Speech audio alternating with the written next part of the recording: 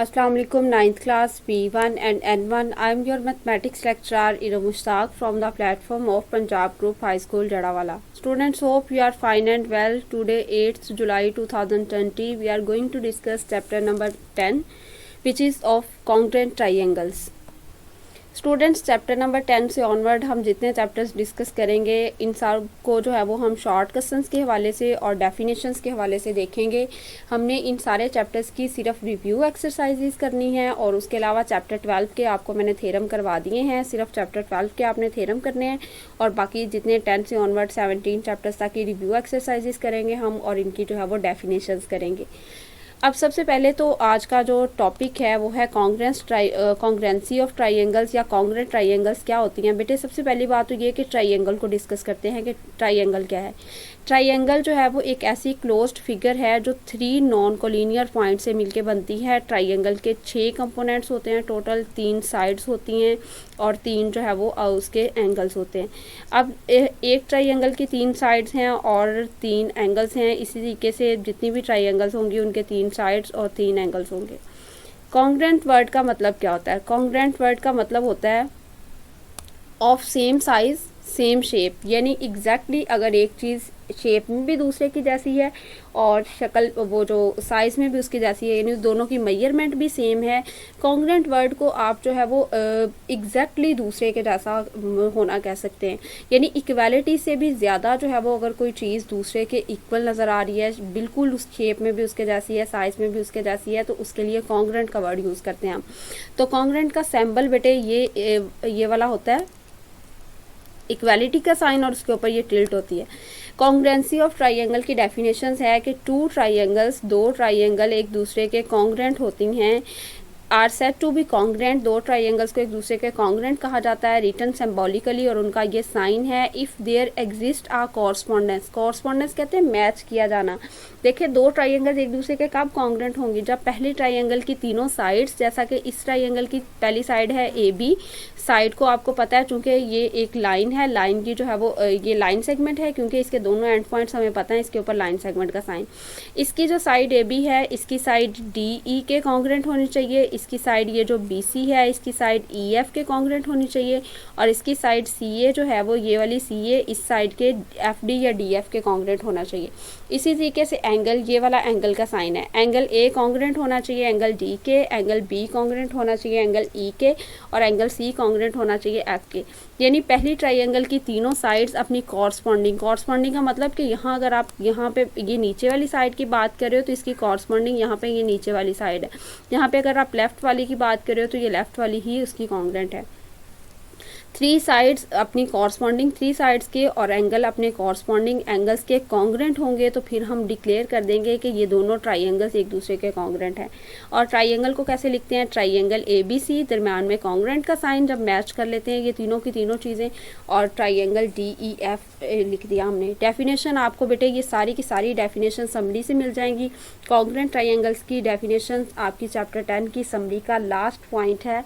2 triangles are said to be congruent written symbolically as, ये congruent का sign है if there exist a correspondence, यानी अगर उनमें ऐसी मुताबिकत, ऐसी मैचिंग पाई जाती है बिटवीन दैम, उनके दरमियान, such that all corresponding sides के सारी की सारी जो उनकी कॉरस्पॉन्डिंग साइड्स हैं और एंगल्स हैं वो कॉन्ग्रेंट हैं। तो उसके नीचे आपने ये लिख देना है कि पहली ट्राइंगल की 3 साइड दूसरी के कॉन्ग्रेंट हैं, ये वाली इसके कॉन्ग्रेंट हैं, और डिक्लेयर कर देना है। ये एग्जाम्पल के तौर पर आप इसको पूरा लिख सकते हैं। ये डेफिनेशन जो आपके चैप्टर्स तमाम ख़त्म हो जाते हैं जहाँ पे मैथमेटिक्स में, वहाँ पे ग्लोसरी में भी आपको डेफिनेशन मिल जाएगी कॉन्ग्रेंट ट्राइंगल्स की, तो डिटेल में वहाँ पे डेफिनेशन है, आप वहाँ से भी कर सकते हैं। ओके बेटे, प्रैक्टिकल लाइफ में हमारे पास इतना टाइम नहीं होता कि हम जो है वो पहली ट्राइंगल की 6 चीज़ों को जो है वो मैयर करें, फिर दूसरी ट्राइंगल की 6 चीज़ों को मैयर करें, यानी 3 साइड्स और 3 एंगल्स को, फिर दूसरी की 3 साइड्स और 3 एंगल्स को मैयर करें। तो और उसके बाद फिर उनको मैच करें, और अगर वो वाकई ही एक दूसरे के इक्वल है, यानी शेप में भी उसके जैसे हैं और साइज़ में भी उसके जैसे हैं, तो फिर हम डिक्लेयर करें कि वो दोनों ट्राइंगल्स कॉन्ग्रुएंट हैं। तो फिर इससे बचने के लिए हमारे पास एक और तरीकाकार है। कुछ पोस्टुलेट्स दिए हैं हमें मैथमेटिशियंस ने। सबसे पहला पोस्टुलेट इस सिलसिले में है SSS पोस्टुलेट। ये यहाँ पे इस चैप्टर में आपने सिर्फ 2 डेफिनेशंस याद करनी है। बाकी ये जो आज मैंने अभी आपको सेकंड वाली डेफिनेशन पढ़ा रही हूँ SSS पोस्टुलेट की, इसी की मदद से आपने बाकी सारी डेफिनेशंस बना लेनी है। बहुत आसान है ये। SSS पोस्टुलेट में क्या होता है जी कि आपने पहली ट्राइंगल की कोई सी यानी पहली ट्राइंगल की 3 साइड्स की पैमाइश की, और अगर वो मैच कर जाती हैं दूसरी ट्राइंगल की कॉरस्पॉन्डिंग 3 साइड से, शेप में भी उसके जैसी होती हैं और साइज़ में भी उसके जैसी होती हैं, तो इस पोस्टुलेट के अकॉर्डिंग फिर उसके एंगल्स भी मैच कर देंगे, फिर आपको एंगल्स की पैमाइश करने की ज़रूरत नहीं है। तो ये जो पोस्टुलेट होते हैं ये हमारे जो है वो टाइम को सेव करते हैं, और इसकी मदद से हम बहुत सारे मैथ्स के थ्योरम भी हमने सॉल्व किए थे, वहाँ भी मैंने आपको ये गाइड किया था SSS पोस्टुलेट के बारे में। चलें डेफिनेशन पढ़ लेते हैं इसकी। इन द कॉरस्पॉन्डेंस ऑफ 2 ट्राइंगल्स, अगर 2 ट्राइंगल्स के दरमियान आप कॉरस्पॉन्डेंस चेक कर रहे हो। इफ़ 3 साइड्स, अगर 3 साइड्स ऑफ 1 ट्राइंगल, एक ट्राइंगल की, आर कॉन्ग्रुएंट, वो कॉन्ग्रुएंट होती हैं टू द कॉरस्पॉन्डिंग, किसके कॉन्ग्रुएंट होती हैं? Corresponding 3 sides of the other triangle, दूसरी ट्राइंगल की कॉरस्पॉन्डिंग 3 साइड्स के। Then 2 triangles are said to be congruent, तो फिर उन दोनों ट्राइंगल्स को एक दूसरे के कॉन्ग्रुएंट कहा जाता है, और इस पोस्टुलेट को आप नाम देते हैं SSS पोस्टुलेट का।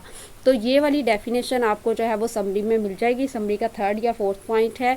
उसके बाद आपने बाकी सारी डेफिनेशंस इन्हीं डेफिनेशंस की मदद से बनानी है। मैं आपको बता देती हूँ कि दूसरी डेफिनेशंस बनाने के लिए आपने कौन कौन से पॉइंट्स को जो है वो इसमें से एलिमिनेट करना है। सबसे पहली बात तो ये वाला जो है वो, ये जो वर्ड लिखा हुआ है 3 साइड्स, ये 3 साइड्स का वर्ड क्यों लिखा हुआ है यहाँ पे? SSS पोस्टुलेट, इसका मतलब है तीनों साइड्स हैं, और यहाँ भी 3 साइड्स का वर्ड है। फ़र्ज़ करें यहाँ पे आ जाता है आपके पास पोस्टुलेट SAS पोस्टुलेट आ जाता है, ये वाला पोस्टुलेट आ जाता है। अब आपने क्या करना है, बाकी पूरी डेफिनेशन ऐसी ही रहेगी, सिर्फ यहाँ पे ये जो 3 साइड्स का वर्ड है इसको ख़त्म कर देंगे और इसकी जगह लिखेंगे 2 साइड्स एंड 1 एंगल। ये देखें 2 साइड्स हैं इसमें और एक एंगल है। 2 sides and 1 angle of 1 triangle are congruent to the corresponding 3 sides of the other triangle. तो यहाँ भी फिर 3 साइड्स की बजाय क्या आ जाएगा? 2 साइड्स एंड 1 एंगल आ जाएगा। इस तरीके से ये SAS पोस्टुलेट की डेफिनेशन आप लोगों ने करनी है। इसको मैं आपको दोबारा से पढ़ के बता देती हूँ। ये डेफिनेशन बनेगी इन the correspondence of 2 triangles if, ये वाला बीच में नहीं लिखेंगे। अब जब SAS पोस्टुलेट आ जाएगा फिर हम लिखेंगे if 2 sides and 1 angle of 1 triangle are congruent to the corresponding 2 sides and 1 angle of the other triangle, then 2 triangles are said to be congruent। ठीक हो गया। उसके बाद नेक्स्ट हमारे पास डेफिनेशन है, नेक्स्ट है डेफिनेशन ASA पोस्टुलेट, यानी यहाँ पे जो है वो 3 साइड्स की बजाय 2 एंगल्स और एक साइड हो जाएं। तो फिर कैसे डेफिनेशन लिखेंगे? फिर हम लिखेंगे इन the correspondence of 2 triangles, 2 triangles की कॉरस्पॉन्डेंस में इफ़, यहाँ पे ये वाला जो मैंने हाईलाइट किया हुआ है ये आपने सिर्फ लिखना है जब SSS पोस्टुलेट की डेफिनेशन आए। अब आपने ASA पोस्टुलेट की डेफिनेशन के लिए 2 एंगल्स और एक साइड है, तो यहाँ पे आप लिख देंगे if 2 angles and 1 side of 1 triangle are congruent to the corresponding 2 sides and 1 angle. यानी ये जो हाईलाइटेड वाला पार्ट है इसको एलिमिनेट कर देंगे इसमें से, और इसकी जगह आप लिखेंगे 2 एंगल्स एंड 1 साइड। अगर यहाँ पे आपके पास जो है वो ये 2 साइड्स होती हैं और एक एंगल, तो फिर आप यहाँ पे लिखते हो 2 साइड्स एंड 1 एंगल। इस तरीके से आपने ये सारी डेफिनेशंस को जो है वो इसी एक डेफिनेशन को याद करते हुए कन्वर्ट कर लेना है। वैसे बेटे आपकी समरी में ये सारी डेफिनेशंस अलग-अलग मौजूद हैं। अगर आपको ऐसे एक डेफिनेशन को ही याद करके इसको जो है वो दूसरी डेफिनेशंस में कन्वर्ट करना आ जाएगा तो वो ज़्यादा बेहतर है। उसके बाद लास्ट वाली डेफिनेशन है हमारे पास इस चैप्टर की HS पोस्टुलेट। देखते हैं उसको जो है वो कैसे लिखना है हमने। HS पोस्टुलेट, तो HS पोस्टुलेट बेटे जो हाइपोटेनस होता है वो एक्चुअली किस में होता है? ये एक राइट एंगल ट्राइंगल जो हमारे पास होती है उसमें ये वाली जो साइड होती है 90 के एंगल वाली, जाहिर सी बात है राइट एंगल ट्राइंगल है तो इसमें एक 90 का एंगल होगा। उसमें ये वाली जो साइड होती है वो आल्टीट्यूड होती है, ये वाली साइड जो है वो हाइपोटेनस होती है और ये वाली साइड जो है वो बेस होती है। तो जो राइट एंगल ट्राइंगल होती हैं उसमें आपको तीन चीज़ों को भी मेजर करने की ज़रूरत नहीं है, सिर्फ एक हाइपोटेनस और इन दोनों में से कोई भी एक साइड दूसरी ट्राइंगल की कॉरस्पॉन्डिंग एक हाइपोटेनस और एक साइड से मैच कर जाती है तो फिर वो ट्राइंगल्स कॉन्ग्रुएंट होती हैं। तो जो पिछली हमने डेफिनेशंस पढ़ी इसमें और उसमें थोड़ा सा सिर्फ यही चेंज है, in the correspondence of two पहले हम लिखते थे टू ट्राइंगल्स, अब बीच में राइट एंगल्ड का वर्ड यूज़ कर लेना इसकी दफ़ा एच की जगह। और यहाँ पे ये जो पार्ट है ये वाला आपने यहाँ पे पहले जो है वो जब एस एस पोस्टुलेट था, यहाँ पे एस एस पोस्टुलेट था तो यहाँ पे लिखा था थ्री साइड्स, यहाँ पे भी और यहाँ पे भी, ये दोनों जगह पे। तो अब एच एस पोस्टुलेट है तो आपने लिखना है आपने इसको रिप्लेस कर देना है, अगर जो है वो यानी हाइपोटेनस एंड वन साइड लिख दिया। अगर यहाँ पे एस एस एस पोस्टुलेट के लिहाज से पूछ लेते हैं तो ये जो हाईलाइटेड पार्ट है आपने इसको एलिमिनेट कर देना, उसकी जगह लिख देना थ्री साइड्स। और अगर यहाँ पे हो एस ए एस तो आपने लिख देना है two sides and one angle, दोनों को सेम वर्ड से रिप्लेस करना है। और उसके बाद अगर यहाँ पे हो ए एस ए तो फिर आपने two angles and one side. याद रखिएगा कि कम से कम एक साइड ज़रूर उसमें इन्वॉल्व होनी चाहिए, तीनों साइड्स हो सकती हैं लेकिन कम से कम एक ज़रूर होनी चाहिए। अगर आप ए पोस्टुलेट लिखोगे तो वो पॉसिबल नहीं होता, क्योंकि हो सकता है एंगल्स के लिहाज से तीनों सेम हो लेकिन वो साइज़ के लिहाज से सेम ना हो। तो डेफिनेशन पढ़ लेते हैं, in the correspondence of two right angle triangles, अगर दो राइट एंगल ट्राइंगल्स हों, ये राइट एंगल ट्राइंगल का वर्ड सिर्फ एच एस के जगह पे आएगा, बाकी अगर एस एस या ए एस या दूसरी जो भी आपके पास पोस्टुलेट आएगा सिर्फ आप लिखोगे two triangles. If hypotenuse and one side of one triangle are congruent to the corresponding hypotenuse and one side of the other triangle, then two triangles are said to be congruent। तो basically summary में से आपने दो definitions याद करनी है, एक जो समरी का लास्ट पॉइंट है और एक ये जो थर्ड या फोर्थ पॉइंट है। इन दोनों में से कोई भी आप एक डेफिनेशन याद करके बाकी सबको जो है वो आप उसके अकॉर्डिंग कन्वर्ट कर सकते हैं, जौन सा भी पोस्टुलेट पूछा जाए। अब हम रिव्यू एक्सरसाइज को डिस्कस करते हैं। रिव्यू एक्सरसाइज में सबसे पहले हमारे पास अरे हैज़ टू एंड पॉइंट्स। तो बेटे रे क्या होती है, ये जो है वो आपके पास एक ये रे है जिसकी एक साइड हमें पता होता है एक एंड पॉइंट और दूसरी साइड पे वो जो है वो उसकी लेंथ नहीं हमें पता होती, वो जितनी मर्जी जो है वो एक्सटेंड की जा सकती है। तो उन्होंने कहा है रे के दो एंड पॉइंट्स होते हैं, तो फॉल्स है।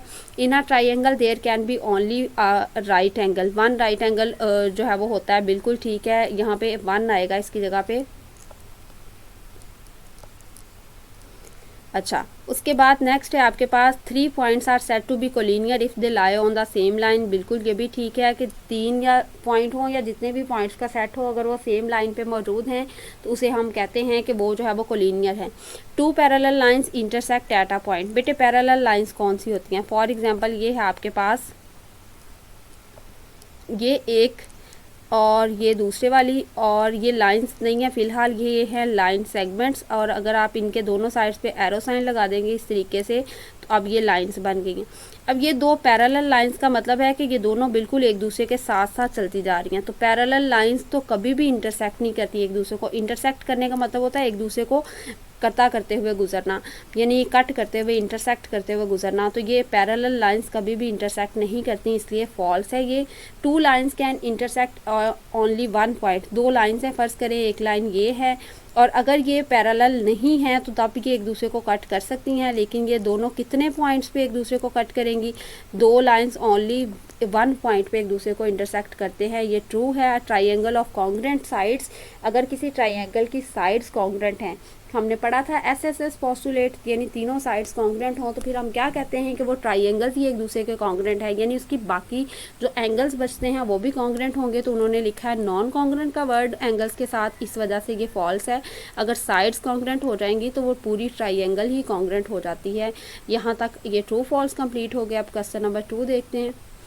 क्वेश्चन नंबर 2 में वो हमसे कह रहे हैं कि ट्राइंगल ABC और ट्राइंगल LMN, इनके दरमियान ये कॉन्ग्रुएंट का साइन है। कॉन्ग्रुएंट के साइन होने का मतलब है इस ट्राइंगल की हर एक साइड अपनी कॉरस्पॉन्डिंग हर एक साइड के कॉन्ग्रुएंट होगी और इस ट्राइंगल का हर एक एंगल अपने कॉरस्पॉन्डिंग दूसरी ट्राइंगल के एंगल के इक्वल होगा।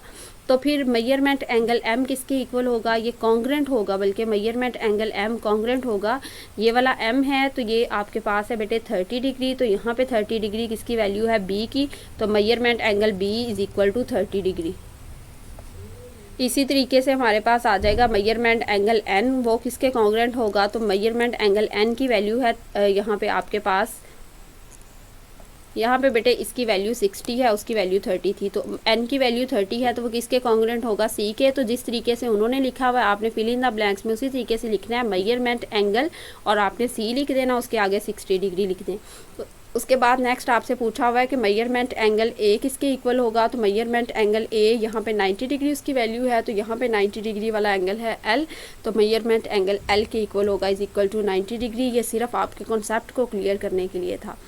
नेक्स्ट आपके पास है question number 3, triangle A B C congruent है ट्राइंगल जो है वो आपके पास एल एम एन के, तो आप ट्राइंगल एल एम एन के, तो ये जो है वो आपने फाइंड आउट करना है एक्स की वैल्यू को। अब बेटे इसमें आपके पास जो है वो ये 60 डिग्री, ये एंगल ए 40 डिग्री है, यहाँ भी 40 डिग्री मौजूद है, ये 80 डिग्री है, यहाँ भी 80 डिग्री मौजूद है। इसका मतलब है एंगल एन किसके इक्वल होगा, मेजरमेंट एंगल सी के इक्वल होगा जो कि है 60 डिग्री, और मेजरमेंट एंगल एन की वैल्यू जो है वो आपके पास ये किसका, इसकी जो वैल्यू यहाँ पे मेंशन की हुई है, इसको रिप्रेजेंट किया हुआ है एक्स के साथ, तो फिर एक्स की वैल्यू क्या आ जाएगी, 60 आ जाएगी। सिर्फ इतना ही इसका आंसर है। ये डायग्राम्स आपकी बुक पे बनी हुई हैं। अगर पेपर में क्वेश्चन आता है तो आपको डायग्राम्स बना के देते हैं, डायग्राम्स आप सोल्यूशन के साथ बना लें, वेल एंड गुड। अगर नहीं बनाना चाहते तो आप सिर्फ जो है वो इसको इतना ही सॉल्व कर सकते हैं, यानी अपना जो है वो चैप्टर नंबर 10 रिव्यू एक्सरसाइज की हेडिंग दे के क्वेश्चन नंबर 2 की हेडिंग दें और उसके बाद सिर्फ इतना पोर्शन सॉल्व कर दें, क्योंकि डायग्राम बुक से आप देख रहे हैं, और उसके बाद ये वाली जो है वो सिर्फ इतना पोर्शन सॉल्व कर दें। क्वेश्चन नंबर 3 की हेडिंग दे के डायग्राम्स बुक में मौजूद हैं। अगर नीट नोटबुक पे साथ ड्रॉ करना चाहते हैं या जब टेस्ट हो साथ ड्रॉ करना चाहते हैं, वेल एंड गुड। नेक्स्ट बेटे क्वेश्चन नंबर 4 है हमारे पास। इसमें ये बहुत इंपॉर्टेंट क्वेश्चन है शॉर्ट के हवाले से। इसमें आपने जो है वो अननोन की वैल्यू फाइंड आउट करनी है, और ये 2 ट्राइंगल्स हैं और वो कॉन्ग्रुएंट हैं एक दूसरे के। ट्राइंगल्स 2 कौन कौन सी हैं, सबसे पहली ट्राइंगल है, एक है ABD और दूसरी जो है वो ADC, यानी 2 ट्राइंगल्स हैं और वो कॉन्ग्रुएंट हैं। कॉन्ग्रुएंट वर्ड का मतलब है कि इनकी कॉरस्पॉन्डिंग साइड एक दूसरे के इक्वल होंगी। अब देखते हैं इसमें अननोन कौन से हैं। एक तो M है अननोन, तो M अगर फाइंड आउट करना है हमने, तो हम जो है वो किस किस को इक्वल रखेंगे, मेजरमेंट BD को इक्वल रखेंगे मेजरमेंट DC के। तो BD जो है ये स्टार्ट वाला आपको सारा लिखने की ज़रूरत नहीं है, आप सिर्फ यहाँ से लिखें BD कॉन्ग्रुएंट है DC के, तो 5m - 3 किसके इक्वल आ जाएगा, 2m + 6 के। अब इक्वल का साइन क्यों लगाना है, ताकि हम इसे सॉल्व कर सकें। ये 2m जो है इस तरफ आके माइनस का हो जाएगा और -3 इस तरफ आके +3 हो जाएगा।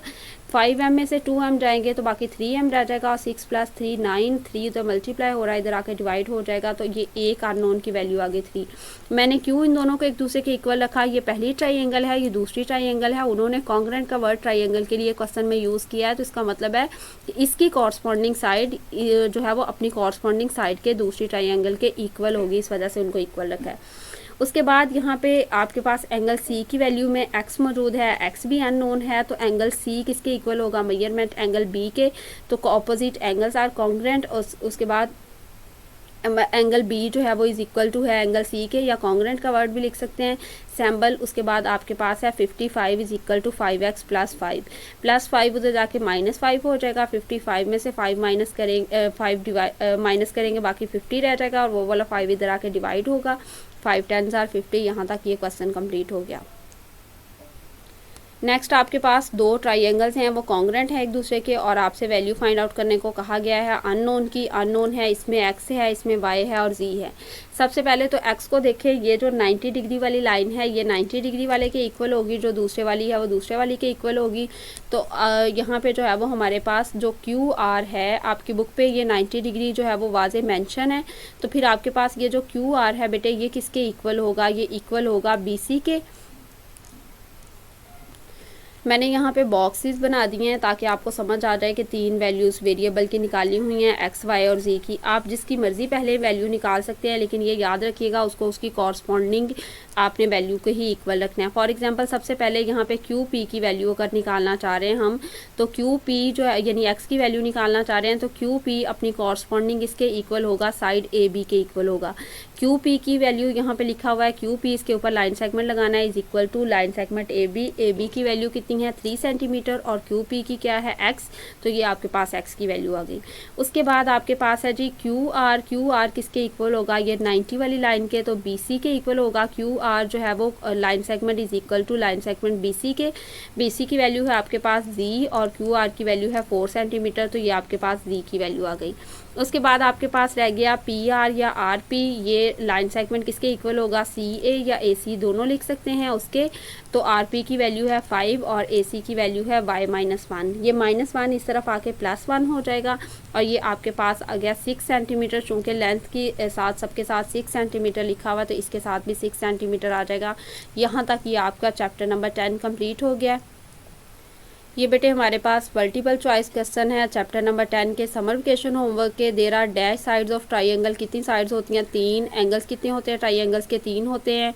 और राइट एंगल ट्राइंगल में जो है वो कितने, there are dash right angles in a triangle, एक ही राइट एंगल हो सकता है। लाइन सेगमेंट के कितने एंड पॉइंट्स होते हैं, लाइन सेगमेंट के 2 एंड पॉइंट्स होते हैं। 2 line each other at point, तो 2 लाइन्स एक दूसरे को सिर्फ 1 पॉइंट पे इंटरसेक्ट कर सकती हैं। And equilateral triangle is dash 2, जो इक्विलेटरल होती है वो इक्वी एंगुलर भी होती है। इक्विलेटरल होने का मतलब है कि उसकी तीनों साइड्स एक जैसी हैं, तो उसका मतलब है फिर उसके एंगल्स भी एक जैसे होते हैं। तो जो इक्विलेटरल है वो इक्वी एंगुलर भी होती है। Sum of internal angles of triangle, triangle के इंटरनल एंगल्स का सम हमेशा 180 होता है, ये बात याद रखनी है। अगर 180 नहीं है तो फिर वो ट्राइंगल के एंगल्स नहीं है। Right bisector of a triangles, triangle एक ट्राइंगल के आपने राइट बाई सेक्टर लिए, वो सारे के सारे क्या होते हैं, वो सारे के सारे जो है वो कंकरेंट होते हैं एक पॉइंट पे, यानी एक पॉइंट पे मिलते हैं, जो हमने थ्योरम पढ़ा था 3rd वाला 12 चैप्टर का। 2 angles of a triangle are 30 and 80, तो 80 और 30 ये आपके पास हो जाता है 110। ट्राइंगल के इंटरनल एंगल्स का सम कितना होता है 180, तो फिर 110 हो गया, बाकी उसके लिए तीसरा एंगल बचा 70 degree. If 3 sides of 2 triangles are congruent to each other then there will be dash, dash will be congruent. 3 side जो है वो कॉन्ग्रेंट है, यानी तीनों साइड्स कॉन्ग्रेंट है 2 ट्राइंगल्स की, तो फिर उनके एंगल्स भी कॉन्ग्रेंट होंगे, क्योंकि वो फिर ऐसे SSS पोस्टुलेट के अकॉर्डिंग दोनों ट्राइंगल्स कॉन्ग्रेंट हो चुकी होती हैं। नेक्स्ट बेटे चैप्टर 10 की ये जो डेफिनेशंस हैं सारी की सारी और ये जो रिव्यू के क्वेश्चंस हैं ये सारे के सारे हम कर चुके हुए हैं। लास्ट वाला क्वेश्चन सिर्फ आपने पहले नहीं पढ़ा, right number of end points. End points, line के कोई एंड पॉइंट नहीं होता, आपने लिखना है line has no end point, फिर लिखेंगे line segment has 2 end points and ray has 1 end point. ये बाकी सारे के सारे क्वेश्चन अभी हमने लेक्चर में डिस्कस किए हैं। उम्मीद करती हूँ स्टूडेंट्स आज के लेक्चर के हवाले से आपको समझ आ गई होगी कि हमने चैप्टर 10 से समरी करनी है उसकी, उसके बाद जो है वो रिव्यू एक्सरसाइज करनी है और आपने प्रैक्टिस कर लेनी है समर वेकेशन होमवर्क के हवाले से उसकी, और आपने लिखना डेफिनेशंस याद कर लेनी है और लिखनी आपने जो है वो रिव्यू एक्सरसाइज कंप्लीट है, और MCQs वगैरह को आपने समर पैक पे ही सॉल्व कर लेना है। अल्लाह ताला आप सबको अपने हिफ्ज़-ओ-अमान में रखे। थैंक यू स्टूडेंट्स, अल्लाह हाफिज़।